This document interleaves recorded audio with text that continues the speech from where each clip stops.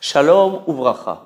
Le sujet traité aujourd'hui, l'importance de la discipline dans le domaine de l'éducation des enfants. Alors, si c'est a priori évident pour tout le monde que sans discipline, on ne peut pas éduquer, c'est-à-dire qu'il faut qu'il y ait de base un commun accord, ou quelque chose si vous voulez, qui est déjà établi entre les parents et l'enfant, qu'on a ici quelqu'un qui donne et quelqu'un qui reçoit. Les parents, ils essaient de donner des valeurs, ils essayent de donner une direction, et l'enfant, il est censé en fait se mettre en position de récepteur. Un petit peu comme si vous veniez au cours d'un rave, normalement les participants sachent qu'ils sont venus pour entendre, pour écouter un cours. Si maintenant cette chose est remise en question, donc cette discipline qui suppose un schéma de comportement de donneur et de receveur est remis en question, là c'est la catastrophe. Par exemple, pour des rabbinim qui viennent donner des cours, effectivement ça arrive, vous avez des fois des participants qui posent des questions parce qu'ils veulent comprendre le cours, ça c'est normal, mais vous avez des fois des participants qui ne posent pas vraiment des questions. Ils sont en train en fait d'essayer de prendre la place du rav. Ils veulent donner eux-mêmes le cours. Donc là en fait on remet en question en fait un minimum de discipline, un minimum de hiérarchie qui est nécessaire pour que le rav puisse donner et pour que les participants puissent écouter. Pareil dans le domaine de l'éducation des enfants, si l'enfant sent, parce qu'on lui a fait sentir ces choses-là, qu'il est d'égal à égal avec les parents, et donc il n'y a pas de hiérarchie, c'est pas possible. Comment vous voulez que l'enfant va pouvoir recevoir de nous? Donc, sur ce point-là, je pense que c'est assez évident que la discipline, c'est quelque chose qui est tout à fait indispensable dans le domaine de l'éducation des enfants, comme tout, en fait, comme tous les schémas de relationnels, où vous avez quelqu'un qui veut donner et quelqu'un qui voudrait recevoir. Mais, en fait, dans ce cours, on va surtout clarifier un point qui est moins évident et qui est moins connu, et pourtant qui n'est pas moins important, à savoir que, en fait, la discipline, c'est quelque chose qui va donner de la stabilité psychologique, du bitachon atzmi, de l'assurance à l'enfant.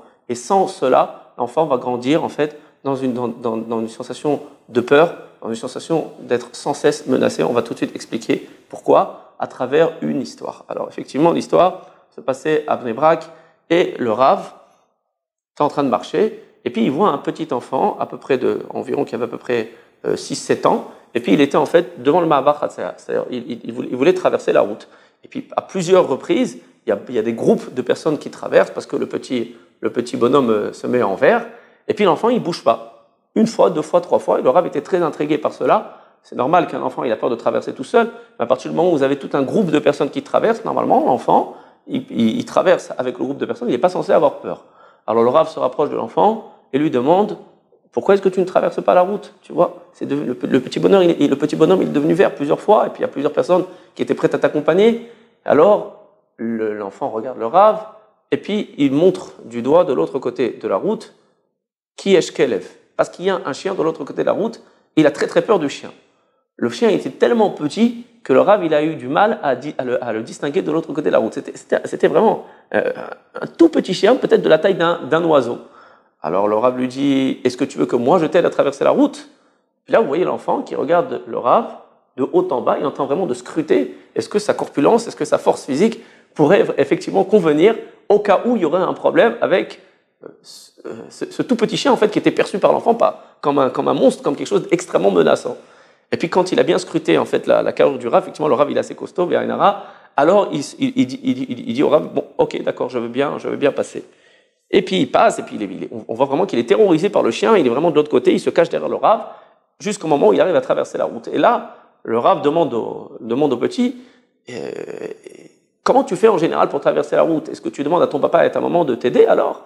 Et comment tu fais à chaque fois que tu vois un chien comme ça et que tu as peur d'un chien et que tu as besoin de passer? Est-ce que tu demandes à ton père et à ta mère de t'aider? Et là, la réaction de l'enfant est assez surprenante. C'était une réaction spontanée et presque un petit peu révoltée. Avec un mouvement comme ça de la main, l'enfant dit au Rav, Mazeya Azor, en quoi est-ce que cela aiderait? En quoi est-ce que cela aiderait que je demande à mon papa ou à ma maman en fait, de m'aider à chaque fois que je vais avoir peur d'un chien? Alors le Rav demande à l'enfant, est-ce que ta maman ou est-ce que ton papa, eux aussi, ils ont peur des chiens? Et cette fois, la réaction a été beaucoup moins spontanée. L'enfant a pris le temps de réfléchir quelques secondes. Et il dit oui. Mon père et ma mère ont peur des chiens. C'est quelque chose, bien entendu, qui a éveillé la curiosité du Rav. Il a voulu comprendre un petit peu comment ça se fait que quand l'enfant répond mes parents ne pourront pas m'aider, pour lui c'était quelque chose d'évident et de spontané. Mais quand on lui pose la question est-ce que tes parents ont peur des chiens, il a fallu qu'il réfléchisse quelques secondes pour donner la réponse. Alors, Rav a creusé un petit peu et il a réussi à prendre contact avec les parents. Il s'agissait en fait ici d'un fils unique. Et les parents ont énormément prié pour avoir cet enfant parce qu'ils n'arrivaient pas à avoir d'enfant. Ils ont attendu 6 ans pour avoir un enfant. Et en fait, résultat des courses, ils aimaient tellement cet enfant qu'en fait, il n'y avait aucune discipline à la maison. C'est-à-dire que tout ce que l'enfant il voulait, il lui donnait. À chaque fois que l'enfant, même que les parents refusaient quelque chose, il suffisait que l'enfant fasse un caprice, se mette à pleurer un petit peu, à crier un petit peu, tout de suite on lui cédait à tout. En fait, on avait en fait ici en face de nous un enfant qui à l'âge de 6 ans avait grandi sans aucune discipline. Et voilà le résultat. Le résultat, c'est que l'enfant était en fait terrorisé par les chiens. Il était sans doute encore terrorisé par des tas d'autres choses. Alors comment ça se fait? Comme on a pu le mettre en évidence par cette histoire, bien qu'on n'a pas encore expliqué le phénomène, comment ça se fait que quand un enfant il grandit sans discipline, et ben en fait, il va grandir avec des peurs et des angoisses? Eh bien en fait, pour répondre à cette question, on va un petit peu ici parler de la tfissa, de la perception égocentrique de l'enfant. C'est bien connu en psychologie que l'enfant a une perception égocentrique du monde. C'est-à-dire que tout ce qui se passe autour de lui, il pense que c'est dirigé vers lui. Et quelquefois, c'est très très menaçant. Alors, il ne faut pas croire que nous, les adultes, on est complètement libérés de cette perception égocentrique. Je vous donne un exemple très simple. Vous passez dans la rue et au moment précis où vous passez devant 2 personnes qui sont en train de discuter, les 2 se mettent à éclater de rire.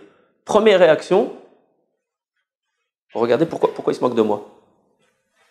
Si vous réfléchissez maintenant de façon rationnelle, posée, vous vous rendez compte qu'il y a des milliers de possibilités qui pourraient faire en sorte que ces 2 personnes ont ri, bien que c'était au moment où j'étais passé, il fallait bien qu'elles rient à un moment, mais que moi, directement, si vous voulez, d'un point de vue spontané, je pense tout de suite que c'est sur moi qui rit. Donc cette perception égocentrique du monde, on l'a tous un petit peu, mais chez l'enfant, elle est beaucoup plus forte.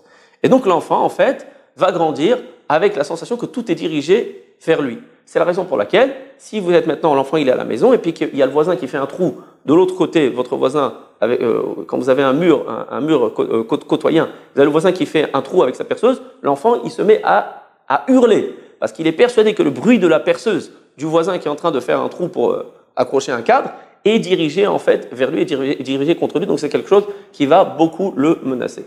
Aujourd'hui, avec les progrès de la science, par le IRMF, l'imagerie par résonance magnétique fonctionnelle, on a pu détecter en fait dans le cerveau de l'enfant, peut-être en 2 mots, expliquer un petit peu comment ça marche.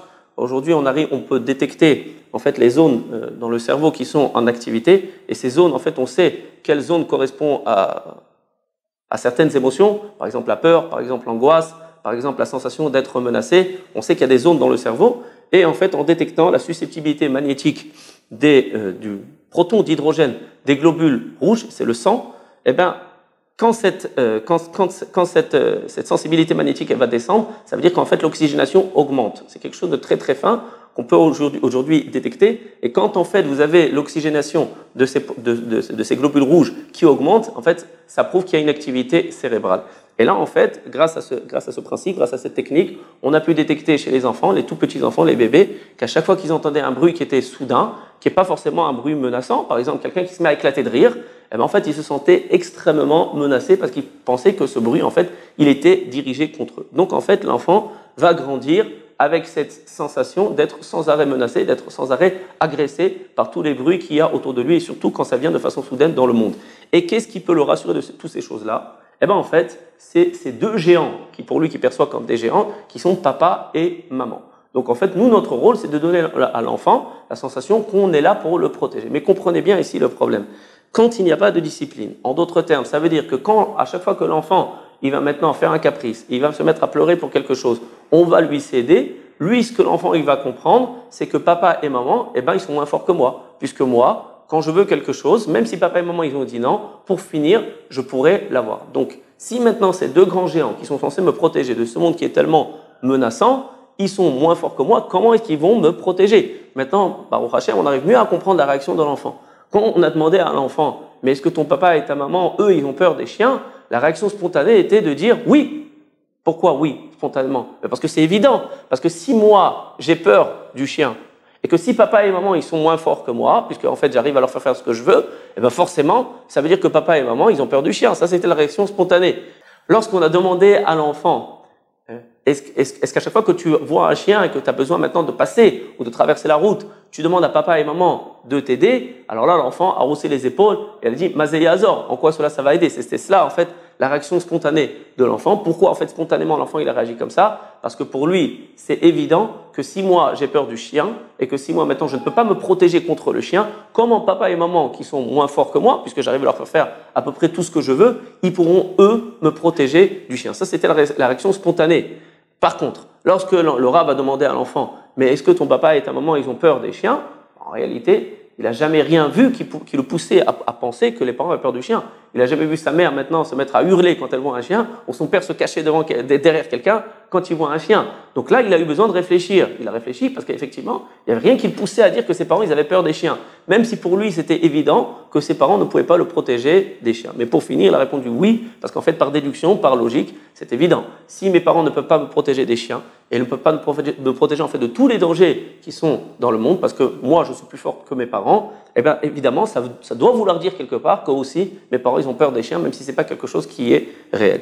Voilà, pour résumer, donc, aujourd'hui, on a mis en évidence que la discipline dans le domaine de l'éducation des enfants, c'était quelque chose d'essentiel, pas seulement parce que à chaque fois qu'on va voir un schéma social où on a quelqu'un qui veut donner quelque chose, transmettre quelque chose et une autre personne qui veut recevoir, on a absolument besoin d'un minimum de hiérarchie. C'est pas seulement à cause de ça que la discipline c'est essentiel dans le domaine de l'éducation, mais aussi la discipline va octroyer à l'enfant la possibilité de grandir dans une sensation de bitachon atzmi, dans une sensation où il sera rassuré, parce qu'effectivement, le monde qui a autour de lui est extrêmement menaçant du fait que l'enfant a une perception égocentrique du monde et du fait que les nouveaux bruits et les nouvelles choses qui arrivent soudainement dans la vie sont menaçantes. Sinon, on entend le bruit de quelqu'un qui éclate de rire, on sait très bien que c'est parce qu'il rigole, il n'y a rien de menaçant là-dedans. Mais l'enfant, non. L'enfant lui perçoit comme quelque chose, comme un bruit qui est d'un point de vue sonore qui est très fort et qui est dirigé vers lui. Donc, grandissant dans cette sensation d'insécurité, la seule chose qui peut le rassurer, c'est de savoir qu'il a des parents forts. Et comment est-ce qu'il peut sentir l'enfant qu'il a des parents forts? Eh bien, tout simplement qu'à chaque fois qu'il va y avoir un litige entre les parents et l'enfant, eh bien, les parents sauront tenir. Les parents seront en mesure d'octroyer à l'enfant une discipline et donc en cela de rassurer l'enfant et de bien lui faire sentir que ses parents sont forts et ils sont là pour le protéger. Donc même si vous avez un enfant qui va pleurer, qui va crier parce qu'il fait un caprice et ses parents ils veulent pas s'aider, il faut bien savoir une chose là, il crie, il pleure, il veut son bonbon, mais en réalité ce qu'il veut par-dessus tout, c'est de se sentir rassuré et de sentir que ses parents sont forts et ils sont là pour le protéger. Voilà, on a fini pour aujourd'hui, Koltou.